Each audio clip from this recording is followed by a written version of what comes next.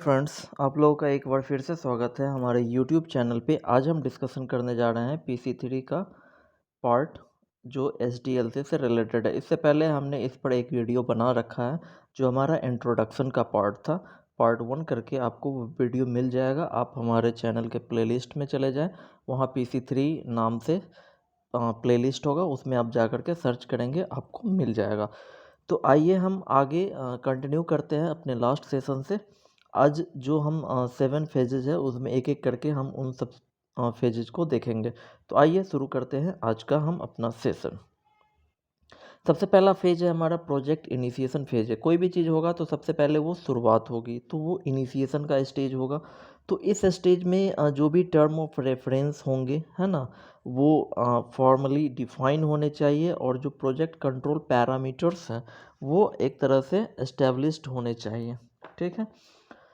Project control जो था, हम इससे पहले वाले वीडियो में आप देखेंगे तो उसमें जो सिस्टम अंडर डेवलपमेंट होते हैं, जो उनके ऑडिट होते हैं, तो उनके 3 मेन थर्स्ट्स होते हैं। जो उनमें पहला थर्स्ट होता है जो कि हमारा प्रोजेक्ट कंट्रोल से रिलेटेड होता है, जिसमें कि एक तरह से उस प्रोजेक्ट की प्रोजेक्ट मैनेजमेंट का इफ़िशियंसी, इफ़ेक्टिवनेस, इकोनॉमी, इस पे ओपिनियन होता है ना। तो मतलब आपका प्रोजेक्ट इफ़िशिएंट हो, इफ़ेक्टिव भी हो, इकोनॉमी भी हो, तो ये सारे पैरामीटर्स जो है वो फॉर्मली डिफाइन होने चाहिए। जो इनिशिएशन का स्टेज होता है उस स्टेज में, इसमें एक तरह से प्रोसीजर्स इन्वॉल्व होते क्या क्या है कि एक तरह से आप समझ लीजिए कि जो भी एक प्रिलिमिनरी रिव्यू आपको करना पड़ेगा कि आपका सिस्टम जो है, या इंक्लूडिंग मैनुअल सिस्टम जो भी है, आप उसको एक रिव्यू करें। प्रारंभिक स्तर पर आप उनका रिव्यू करें, ये असेस करने के लिए कि नीड फॉर चेंज और नेचर ऑफ सजेस्टेड चेंजेज क्या है। ठीक है, कि आपको उसमें बदलाव की ज़रूरत है, क्यों है, और किस तरह के नेचर्स हैं, ये चीज़ आपको रिव्यू करने चाहिए, ये असेस करने के लिए। और उसके बाद प्रॉब्लम जो है, जो भी उसमें प्रॉब्लम्स होंगे उसको डिफाइन कर दिया जाना चाहिए, और उसका जो सॉल्यूशन होगा उसको एक तरह से कंसेप्चुलाइज कर देना चाहिए, ताकि एक रेफरेंस उसको मिले जब हम नेक्स्ट स्टेज, जो कि हमारा फिजिबिलिटी स्टडी का फेज होता है, जब हम उस स्टेज में जाएंगे, उस फेज में जाएंगे, तो हमें एक रेफरेंस मिले कि ये प्रॉब्लम था और उसका ये एक तरह से कंसेप्ट था, ये कंसेप्चुलाइज्ड सॉल्यूशन था। तो ये हमें प्राप्त हो सके। जो डिस्क्रिप्शन ऑफ द सॉल्यूशन है उसको डिटेल करने की ज़रूरत नहीं होगी। इससे ये होगा कि जो फर्दर फेजेज के जो काम होंगे, जो फिजिबिलिटी स्टेजेज में हम जो अल्टरनेटिव्स पे विचार करेंगे, वो एक तरह से प्रिजुडाइज हो जाएगा। हमारे मतलब ये पूर्वाग्रह की भावना आ जाएगी कि अरे पहले से ये सॉल्यूशन था, तो हम उसके बियॉन्ड नहीं सोच सकते। तो ज़्यादा प्रिजुडाइज ना हो, तो इसलिए डिटेल्ड सॉल्यूशन की ज़रूरत नहीं होती, सिर्फ एक कंसेप्चुलाइज्ड सॉल्यूशन दिया जाना चाहिए इनिशिएशन फेज में। ठीक है। उसके बाद इसमें आप यहाँ से ये चीज़ ध्यान में रखेंगे कि कॉन्स्ट्रेंट्स जो हो सकते हैं, दो तरह के एक्सटर्नल कॉन्स्ट्रेंट्स होंगे, इंटरनल कॉन्स्ट्रेंट्स होंगे, ये आप ध्यान में रखेंगे। कुछ कॉन्स्ट्रेंट्स हैं जैसे कि कॉस्ट, मतलब कि कॉस्ट है, टाइम है, लेगिस्लेशन है, डिपार्टमेंटल गाइडलाइंस है, यूजर नीड, ये सब कुछ कॉन्स्ट्रेंट्स हैं जो कि मतलब एक तरह से सिस्टम डेवलपमेंट लाइफ साइकिल्स में कह सकते हैं कि उनका असर होता है, उनका इम्पैक्ट होता है ना। तो ये सारे जो भी कॉन्स्टेंट्स है उसको आइडेंटिफाई करना, और उसका इम्पैक्ट, जो भी प्रॉब्लम्स है या सॉल्यूशन पर क्या इम्पैक्ट होंगे, ये चीज़ एक तरह से डिटरमाइन करना, है ना, वो सारा चीज़ इस स्टेज में रिलेटेड, इस स्टेज से रिलेटेड है। और इस फेज में जो भी है वो एक तरह से आपको एक प्रोजेक्ट इनिशिएशन रिपोर्ट प्राप्त होता है।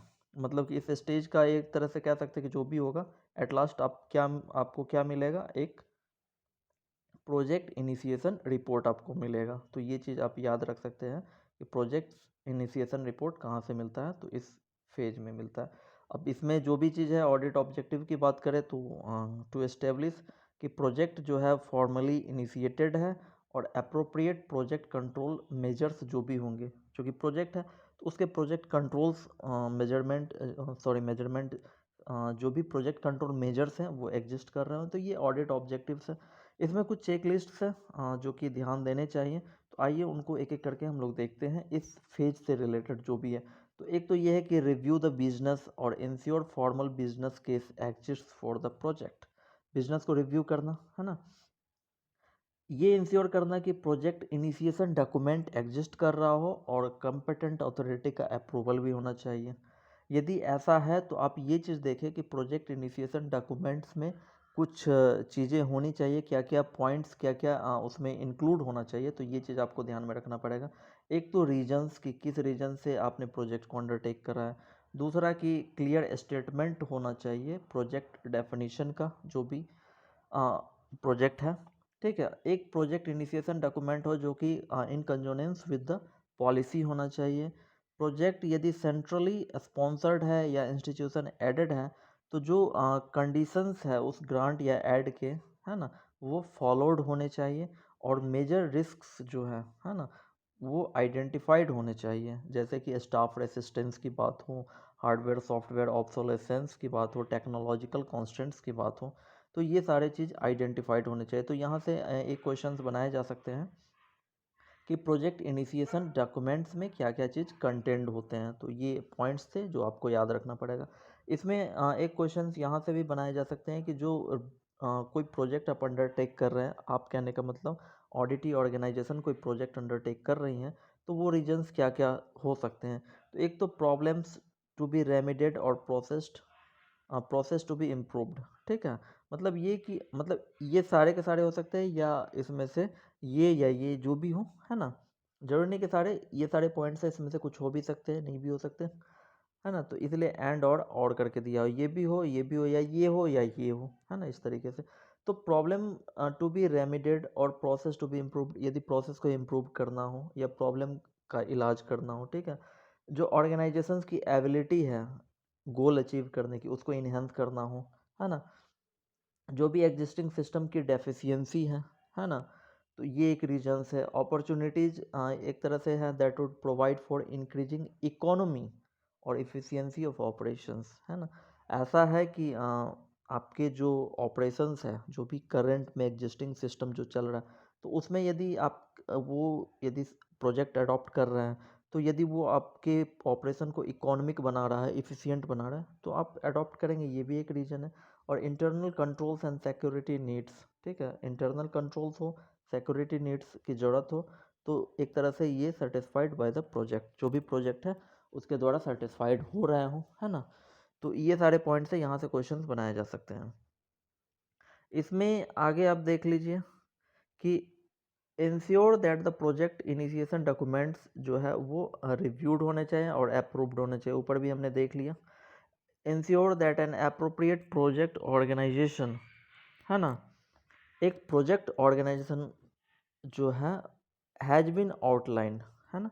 जो आपका कह सकते हैं कि प्रोजेक्ट जो भी ऑर्गेनाइजेशन है ना, तो वो जो भी अंडर डेवलपमेंट चल रहा है, तो एक तरह से project organisation appropriate project organisation एक आउटलाइन उसका होना चाहिए। प्रोजेक्ट इनिशिएशन डॉक्यूमेंट में ये चीज़ होना चाहिए।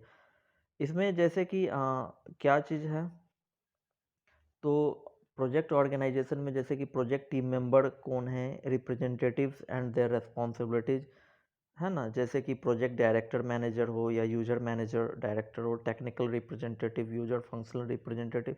तो ये इस तरीके से एक क्या चीज़ होना चाहिए, एप्रोप्रिएट प्रोजेक्ट ऑर्गेनाइजेशन होना चाहिए, एक आउटलाइन होना चाहिए ऑर्गेनाइजेशन का। इसमें स्टीयरिंग कमेटी कौन है, साइन ऑफ अथॉरिटी कौन है, ये एस्टेब्लिश्ड होना चाहिए। और they have been delegated requisite, उनके पास कुछ डेलीगेटेड पावर्स उनको कर दिया जाना चाहिए, पावर डेलीगेट किया जाना चाहिए। Evaluate the background and qualification of जो भी प्रोजेक्ट मेंबर्स हैं, और जो उनको assignment for their assignment to specific project task, उनका बैकग्राउंड देखना चाहिए, क्वालिफिकेशन क्या है, ताकि हम उसको एक तरह से असाइन कर सकें। तो ये आउटलाइन में क्या क्या चीज़ हो गया कि एक यहाँ से भी क्वेश्चंस बनाए जा सकते हैं कि प्रोजेक्ट टीम मेंबर्स हो गया, उसमें जैसे कि इस तरीके से जो हायरार्की है या फिर जो उसका नोमेनक्लेचर है या जो नाम हम रखेंगे वो हो गया। Steering committee sign off authority होना चाहिए, जिनको कि कुछ पावर डेलीगेट किया जाना चाहिए। और एक जो भी प्रोजेक्ट मेंबर्स हैं उनका बैकग्राउंड क्या है, क्वालिफिकेशंस क्या है, ये ताकि उनको एक तरह से स्पेसिफिक प्रोजेक्ट टास्क असाइन किया जा सके। तो ये यहाँ से क्वेश्चंस बनाए जा सकते हैं। ये भी चीज़ आप याद रख सकते हैं कि प्रोजेक्ट टीम मेंबर्स या रिप्रेजेंटेटिव जो होंगे हैव बीन नेम्ड, वो कौन कौन हो सकते हैं। तो ये सारी चीज़ें यहाँ से आप बना सकते हैं। इसमें आगे यदि हम देखें तो दो चार पॉइंट और हैं जिसको कि हम देख लेते हैं। इसमें इंश्योर दैट कि यूजर डिपार्टमेंट मैनेजमेंट, है ना, has appointed personal from its, अब जैसे कि जो भी प्रोजेक्ट चल रहा है तो यूजर डिपार्टमेंट मैनेजमेंट जो है वो क्या करे कि जो पर्सनल है डिपार्टमेंट से उसको भी इस प्रोजेक्ट पे एक तरह से मतलब कि अपॉइंट करे, है ना, वो भी उन सब चीज़ों को देखे। वेरीफाई द प्रोजेक्ट मैनेजर और one of them members is responsible, जो भी मान के चलो कि complete and accurate accumulation of project, project चल रहा है उसका जो भी एक एक्यूमुलेटेड प्रोजेक्ट कॉस्ट्स होगा, तो ये वेरीफाई करना कि प्रोजेक्ट मैनेजर या कोई भी टीम मेंबर्स है ना जिसको कि रेस्पॉन्सिबल किया जाए वो एक तरह से ये चीज़ करे कि प्रोजेक्ट कॉस्ट्स क्या है वेरीफाई करे, है ना। उसके बाद है कि determined from the project initiation document, है ना, कि एक वर्क प्लान, है ना, जो भी प्रोजेक्ट इनिशिएशन डॉक्यूमेंट्स हैं डिटरमाइन होना चाहिए वहाँ से, ये चीज़ एक वर्क प्लान डिटरमाइन होना चाहिए जिसमें कि target date and resource requirements होने चाहिए। क्लियर है, प्रोजेक्ट इनिशिएशन डॉक्यूमेंट्स में वहाँ से ये चीज़ डिटरमाइन हो, ये चीज़ पता चले कि वर्क प्लान क्या है, जो टारगेट डेट्स रखे हैं वो क्या है, रिसोर्सेज रिक्वायरमेंट्स क्या है, ये सारी चीज़ तैयार होने चाहिए।